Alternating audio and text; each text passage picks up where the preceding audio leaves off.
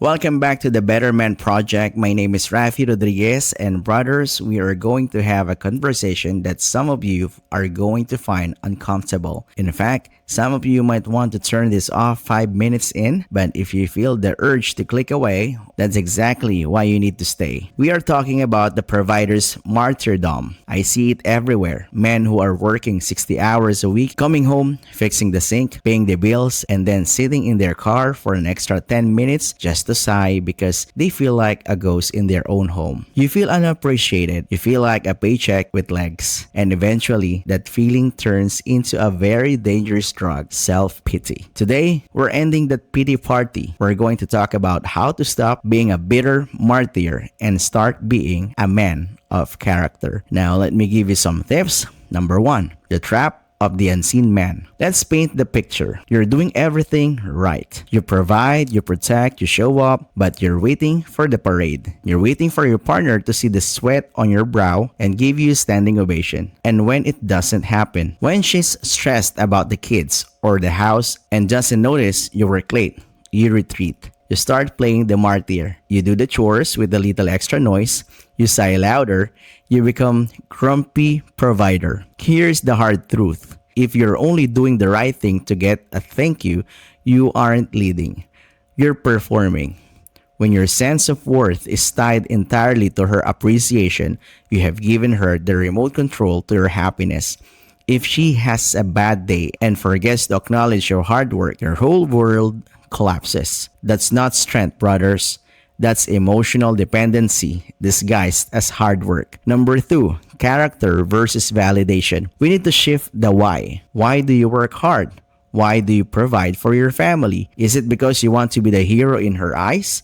Or is it because that is the kind of man you are? A man of character provides because it is his nature. He works with excellence because he has a high standard for himself, not because he's looking for a gold star from his spouse. Think about it this way. If you're stranded on a desert island and had to build a shelter, would you build a crappy one just because there's no one there to tell you good job? Of course not. You should build the best damn shelter. You should. Because your life depends on it, and it's because you take the pride in your craft. Your marriage and your family are your shelter.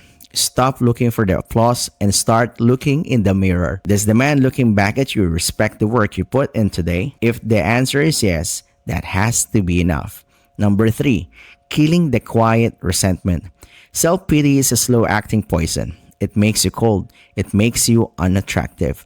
Nothing kills the intimacy in a marriage faster than a husband who walks around with a look what I do for you attitude. When you act like a martyr, you're essentially telling your wife, I am a victim of this family.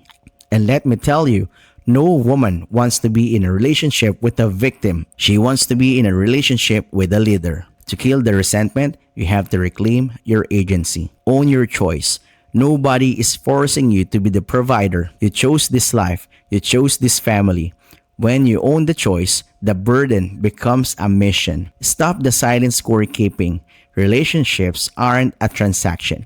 I did the dishes, so she owes me. Kill the scoreboard. Speak up. Don't pout. If you truly feel there is a lack of balance, have an adult conversation. But don't lead with I do everything. Lead it with, I want to feel more connected to you. Lastly, number 4, the pride of the labor.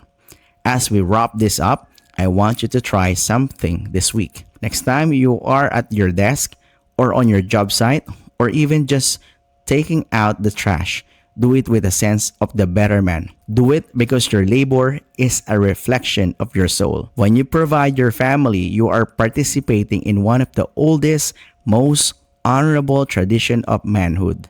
That is a reward in itself.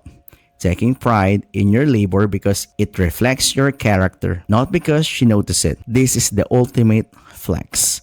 When you stop needing the validation, a funny thing happens. You become more confident. You become more lighter. You become the kind of man people want to appreciate rather than the kind of man who demands it. Stop being the martyr, brothers. Start being the man you were called to be. If this episode gave you the kick in the pants you needed, hit the like button and subscribe.